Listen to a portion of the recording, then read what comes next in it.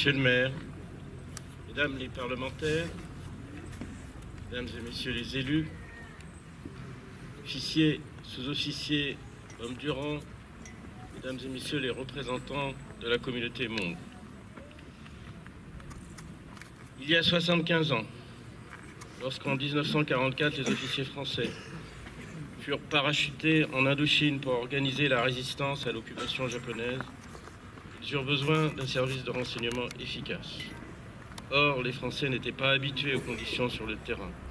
Ils étaient également trop peu nombreux à parler les dialectes locaux.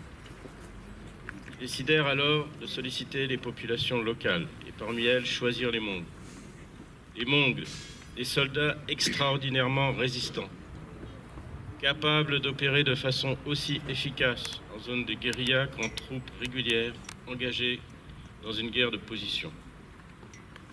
Un capitaine français racontait qu'il fut rapidement impressionné par la loyauté, l'ardeur des Hmong, leur extrême endurance.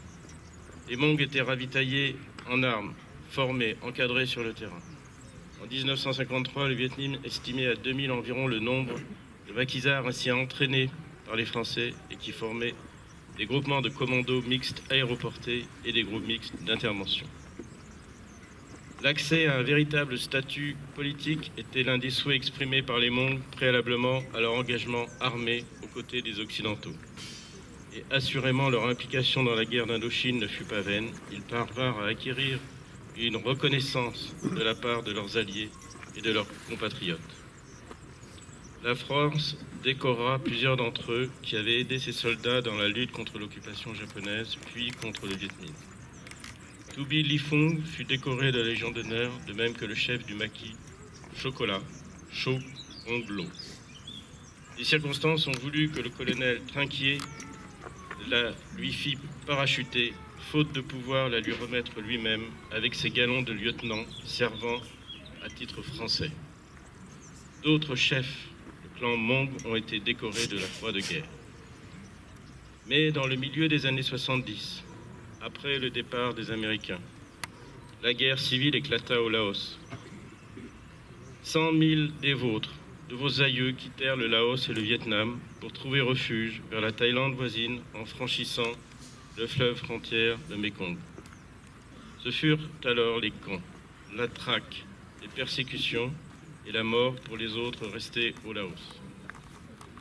Le Haut Commissariat des Nations Unies pour les réfugiés leur reconnaîtra le statut de réfugiés. Et la France, appuyée par ses associations d'anciens combattants de l'Union française, fut l'un des premiers pays à les accueillir, en métropole, puis en Guyane.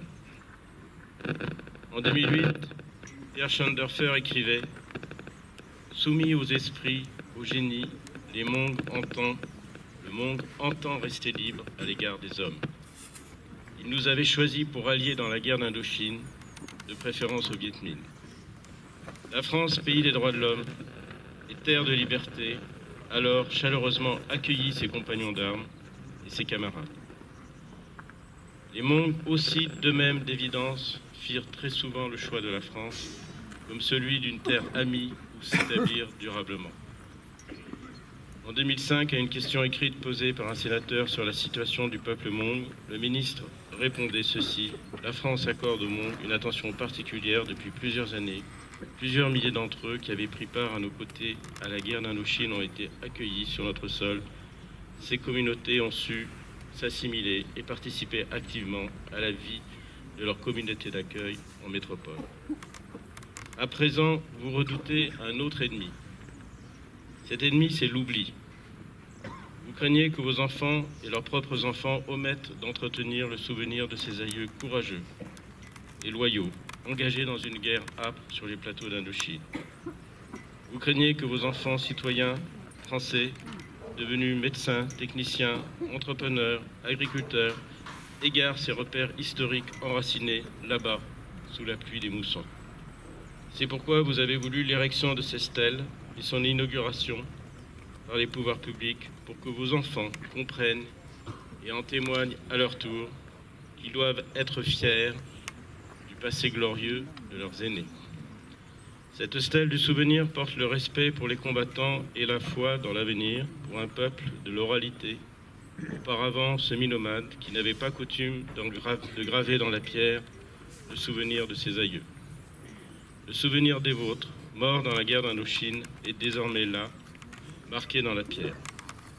L'inauguration de cette stèle, ici, aujourd'hui, à Garon, porte la marque de notre reconnaissance et de notre respect pour le peuple Hmong, qui a été, dans des circonstances difficiles de notre histoire, aux côtés de nos soldats, les anciens combattants comme les civils, et pour leurs enfants et petits-enfants, la reconnaissance de cette histoire partagée.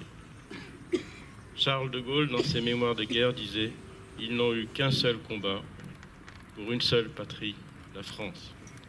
Et c'est cette fidélité à la France qui est soulignée pour vos aïeux qui ont fait le choix il y a 75 ans de la liberté, de l'égalité et de la fraternité. Vive le peuple Hmong, vive la commune qui nous accueille aujourd'hui. Monsieur le maire, merci pour votre cérémonie. La commune de Garon. Vive la République et vive la France.